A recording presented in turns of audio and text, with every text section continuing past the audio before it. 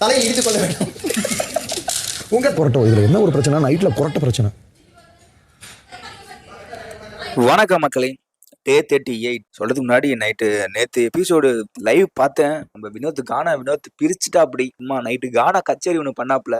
அதை பார்த்து நான் தூங்கிக்கிறதுக்கே லேட் ஆயிடுச்சு. ஆனால் வேற லெவலில் இருந்துச்சுங்க. இது வரைக்கும் எத்தனை சீசனை பார்த்துருக்கேன். ஒரு சீசனில் கூட இப்படி ஒரு கச்சேரி பார்க்கல. ஒரு பயங்கரமாக அந்த இன்ஸ்ட்ருமெண்ட்டை வாசிக்கிறாரு. இன்ஸ்ட்ருமெண்ட் போயிடுமோ அப்படிங்கிறதுனால உட்காந்து ஃபுல்லாக வாசிச்சுட்டு இருக்காரு. அடுத்த நாளுமே இன்ஸ்ட்ருமெண்ட் இருந்தால் வாசிக்கிறேன், இதை கண்டிப்பாக வாசிக்கணும் அப்படின்ற மாதிரி சொன்னாங்க. சீரியஸ்லி ஒரு மாதிரி செம்ம வைப்பு. நைட்டு நல்லா அவரோட பாட்டு ஃபுல்லாக கேட்டு தூங்குனது நல்லா இதுவாக இருந்துச்சு. சரி, நம்ம எபிசோட்குள்ள போவோமா? ஓப்பனிங்காக பார்த்தீங்கன்னா யார் முதல்ல குளிக்கிறதுங்கிறதுல வந்து சண்டை ஆரம்பிக்குது. அவரோட தப்பா சொல்ல, கெமியை தப்பா புரிஞ்சுக்க, அப்புறம் நம்ம கேப்டன் என்னப்பா நீ வீட்டு தலை ஒதி சமாளிக்க முடியல போல இருக்கு. ஒரு மாதிரி சண்டையில தான் ஆரம்பிச்சது. சண்டையில ஆரம்பிச்சு அப்படியே போயிட்டு இருக்க பார்த்தீங்கன்னா நம்ம கானா வினோத்து நம்ம திவாகருக்குள்ள வந்து ஃபன் ஃபைட்டு. கானா வினோத் எப்போ கலைக்கிற கலைச்சிட்டு இருக்காரு. ஒரு லிமிட்டுக்கு மேல திவாகரால பொறுக்க முடியல, பதில் கலைக்க தெரியல அவருக்கு. அதனால வந்து ஒரு மாதிரி வயலன்ஸ்குள்ள தள்ளி விட்டு இது மாதிரி பண்ணிட்டு இருக்காரு. அப்புறம் ஒன்றும் பண்ண முடியலன்னு சொல்லி வடசட்டி எத்தனை வந்து நக்கி கட்டுறன்ற மாதிரி பார்த்து ஒரு மாதிரி இரிட்டேட் ஆயிட்டாரு போல. அப்புறமேட்டு வேற வழி இல்லாம குளிக்க போறேன்னு ஓட்டாப்ல.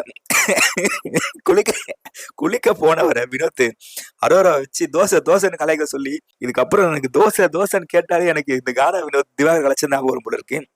வேற லெவல்ல வந்து ஒரு மாதிரி செஞ்சிட்டு இருக்காரு. ஆனா இது தேவைதான். திவாகர் பண்றது வந்து இது அனாவத்தர் வந்து இது மாதிரி பண்றது நல்லாதான் இருக்கு. அதுக்கப்புறம் பாத்தீங்கன்னா வெளியே எப்ஜே அண்ட் கனி சாப்பிட்டு இருக்கப்ப இந்த குழம்பு பிரச்சனை ஒன்று போயிட்டு இருக்கு. பாரு அவர்கள் வந்து அவங்க சாப்பிட்டு இருக்கப்ப அந்த மீதி குழம்பு கொஞ்சம் தான் இருக்கு. பட் ஆனா அங்க அப்படித்தானே கொஞ்சம் தான் கூட அதை சாப்பிடலாமேன்ற மாதிரி இருந்தது. அதை திரும்ப சிங்க்ல போட்டாங்கன்னு சொல்லி இது மாதிரி பண்ணாங்க. பட் ஆனா பரவாயில்ல, பார்வும் சேஞ்ச் ஆயிட்டு இருக்காங்க. இதுவே பழைய பார்வை தினத்துக்கு ஒரு மாதிரி கத்தி கூச்சலிட்டு என்ன உங்களுக்கு இப்படிதான் பண்ணுவேன் ஆமா அப்படின்னு சொல்லியிருப்பான். பட் ஆனா இப்ப வந்து இல்ல, ஓகே நான் மாத்திக்கிறேன்றாங்க.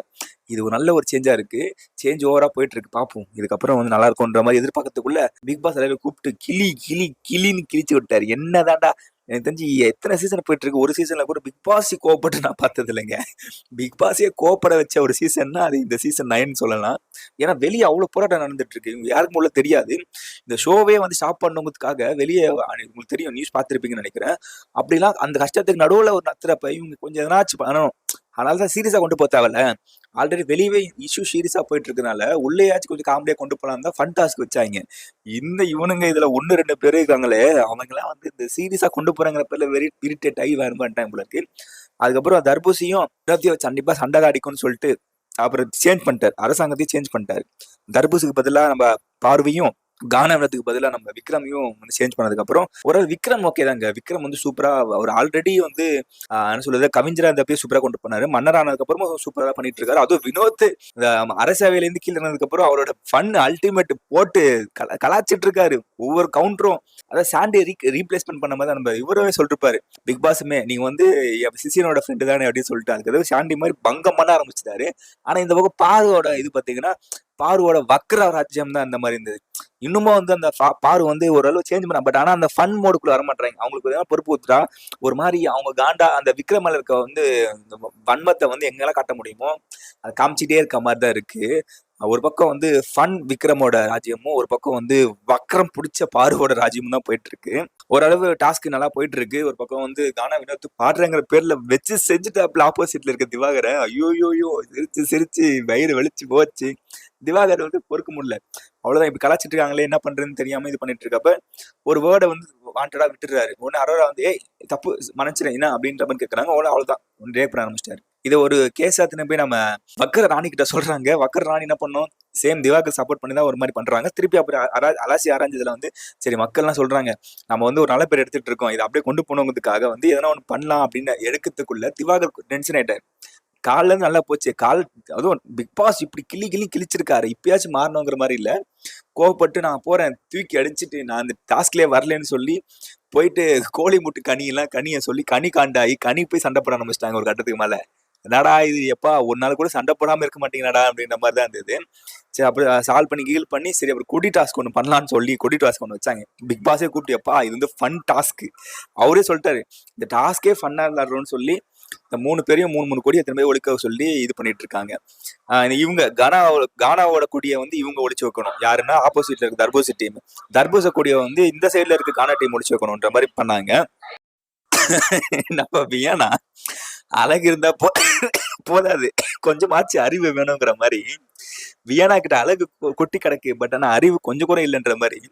ஏம்மா நீ நம்ம நாட்டு கொடியை கொண்டு கண்டுபிடிச்சுனா அவங்க நாட்டு கொடியை கண்டுபிடிச்சு இது மாதிரி இது நம்ம ஏதோ கண்டுபிடி அங்க எடுக்கிறப்பே பார்த்துட்டு வச்சுட்டு இது வந்து ஒரு டவுட்னா கேட்டு போயிருக்கலாம். இந்த வெப்சைட் நான் கொடியை பார்த்துட்டேன், ஆனா அது அவன் நம்மளோட கொடியா இருக்கு, நம்ம எடுக்கலாமா அப்படின்னு கேட்டு அப்புறம் கையோட கொண்டு போயிட்டு என்ன பண்ண.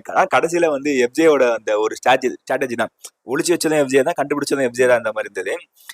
இந்த கேம்ல கொடி கேம்ல வந்து பாத்தீங்கன்னா எஃப்ஜே பிளாஸ்ட் பண்ணிட்டு அவரு கண்டுபிடிச்சு அப்படி திருப்பி ஒரு பாட்டை போட்டு ஒரு மாதிரி ஆடினாங்க. ஃபைனலாக பார்த்தீங்கன்னா திவாகரோட அந்த தர்பூசராஜ் வந்து அந்த கொடி டாஸ்க்லேயே வின் பண்ணிருக்காங்க.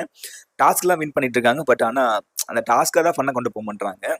ஆல்ரெடி திவாகரோட அந்த என்ன சொல்ல தர்பூசராஜும் நல்லா போயிட்டு இருக்கு, ஓகே தான், அப்படியே போயிருக்கலாம். திருப்பியும் வந்து தர்பூசி தேவையில்லாம கேமரா முன்னாடி ரீல்ஸ் பண்றதை விட்டுட்டு இப்போ வந்து கோல் முட்டி விட ஆரம்பிச்சாரு. கோல் முட்டி கனின்னு சொல்லிட்டு இவரு போயிட்டு கோல் முட்டிட்டு இருக்காரு பிக் பாஸ். இது மாதிரி உங்க கனி பாத்தீங்கன்னா கேங்கா வந்து என்ன இது பண்றாங்க கொரட்டை டெய்லி ஒரு நாள் 2 நாள் சொல்லுங்க, பாக்குற எங்களுக்கே எவ்வளவு கடுப்பாகுதுன்னா நம்ம 1வது எபிசோட் லைவ்ல அடிக்கடி பாக்குறதுலயே இந்த கேமரா முன்னாடி இருக்கோம் பாவம்ல வெறுப்பாயிட்டான் போல இருக்கு. யாரோ அந்த கேமரா ஆப்ரேட் பண்ணி நம்ம ஆள் தான் இருப்பான் போல இருக்கு. ஒரு லிமிட் பார்த்தான், கட்டத்துல வந்து கேமரா மூவ் பண்ண ஆரம்பிச்சிட்டான், திரும்ப ஆரம்பிச்சிட்டான். திவாகர் பாக்குறாரு, என்ன கேமரா திரும்புது, திருப்பியும் போறாப்புல ஒன்று திரும்பியும் திரும்புது. உன்னை அடிச்சியும் பார்த்தாச்சு அவுத்தும் பார்த்தாச்சுன்ற மாதிரி. இதுக்கப்புறம் இதுதான் உனக்கு, இதுக்கப்புறம் நீ கேமரா முன்னாடி வந்து பேசினால டீசெண்டா பேசினா ஓகே, இல்லைன்னா கேமரா திரும்பிடுன்ற மாதிரி தான் போயிட்டு இருக்கு.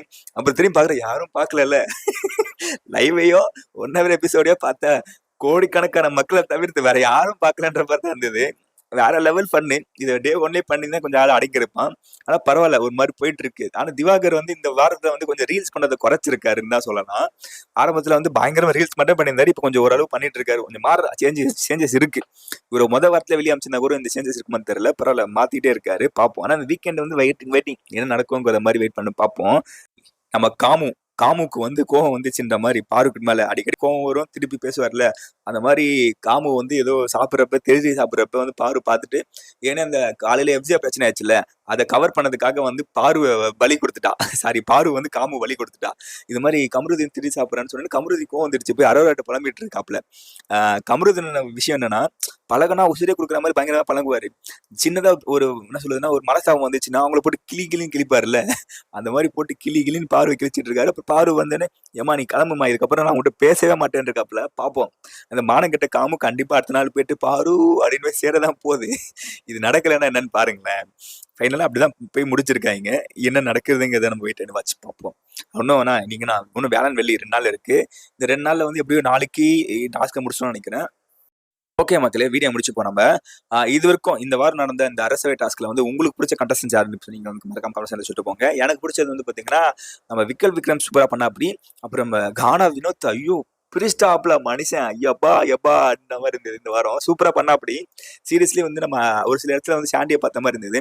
உண்மையாலே வந்து கானா வினோத்துக்கு யாரா சப்போர்ட் பண்ணீங்க அப்படின்னா நம்ம சாண்டியோட ஒரு 2.0 பார்த்த மாதிரி இருக்கும். சீசனால பண்ணிட்டு இருக்காரு. ஆனா சாண்டிக்கு வந்து ஒரு வியாத பாய்ஸ் கேங் மாட்டின மாதிரி இவருக்கு நல்ல டீம் மாட்டல. எது பண்ணாலும் ஒரு வார்த்தையிலையும் இவரோட செய்கையிலையும் பிழை கண்டுபிடிக்க தான் சுத்திருக்காங்க. ஆனா கொஞ்சம் டீம் ஃபார்ம் ஆச்சுன்னா நல்லா இருக்குங்கிற மாதிரி இருக்கு, பார்ப்போம். அப்புறம் இந்த சைட்ல ஆப்போசிட்ல நம்ம தர்பூச ஆமணத்துல வந்து அரோராவை தவிர்த்து வேற யாரும் பெருசா பண்ணல. அரோரா மட்டும் தான் சூப்பரா பண்ணாங்க.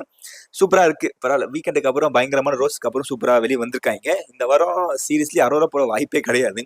ஃபைனலா பாத்தீங்கன்னா ஒரு 3 பேர் இருக்காங்க. நம்மளோட ரம்யா, அப்புறம் சுபிக்ஷா, கனின்ற மாதிரி தான் போயிட்டு இருக்கு. கண்டிப்பா இந்த வாரமும் டபுள் எவிக்ஷன் இருந்தாங்கன்னா சூப்பரா இருக்கும். ஏன்னா போட்டோம் போய் தொலைங்கப்பான்ற மாதிரி தான் இருக்கு. நல்லா பண்ணுவோம். ஸ்டாப்ல வந்து பாத்தீங்கன்னா நம்மளோட திவ்யா பிசஸ் சாண்ட்ரா இவங்க தான் இருக்காங்க. சீரியஸ் திவாகரையும் அப்புறம் பாருவோட ஓட்டு வந்து கீழே குறைஞ்சிருக்கு சீரியஸ். ஆனா இன்னும் திவாகருக்கு யாராண்டா ஓட்டு போட்டுட்டு இருக்கீங்கன்னு தெரியல. ஒரு 40,000 ஓட்டு கிட்ட விழுந்திருக்கு. யாரா நீங்க டேய் எப்பா முடியலடாப்பா அப்படிங்கிற மாதிரி தான் இருக்கு. பார்ப்போம் என்ன நடக்குதுங்கிறத. ஓகே மக்களே, இவ்வளவு நாள் இந்த வீடியோ பார்த்தமைக்கு ரொம்ப நன்றி. மறக்காம இந்த வீடியோ பார்த்த மாதிரி நம்ம சேனலை சப்ஸ்கிரைப் பண்ணி வச்சுக்கோங்க. பக்கத்துல இருக்க விலங்குகள் விட்டுக்கோங்க. இந்த வீடியோ முடிச்சுட்டு அடுத்த வீடியோவில் மீண்டும் சந்திக்கும் வரை உங்களிடம் இருந்து விடைபெறுவது நான் கிட்ட. பாய், see you.